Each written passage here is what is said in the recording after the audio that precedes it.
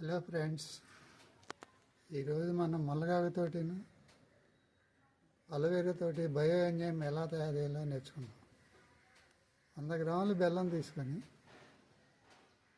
300 grams ముల్లగాకు, 1 litre water, అలాగే 100 grams బెల్లం, 300 grams aloe vera, 1 litre of water తీసుకొని ఎయిర్ టైట్ కంటైనర్లో ఉంచుకోవాలి. మనం దాదాపు ఇది 90 డేస్లో తయారవుతుంది. ఇన్ కేసు మన దగ్గర కనుక అంతకుముందు చేసిన బయో ఎంజైమ్ ఏ బయో ఎంజైమ్ అయినా పర్వాలేదు, అది ఉంటే కనుక దాన్ని 30 ml దీంట్లో పోస్తే 45 డేస్లో రెడీ అవుతుంది.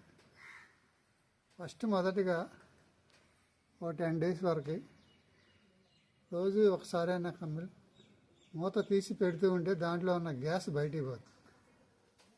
దీని ఉపయోగాలు చాలా ఉన్నాయి, మీరు నెట్లో అయినా చూసుకోవచ్చు. తర్వాత వీడియో చేయడం జరుగుతుంది. Okay, thank you.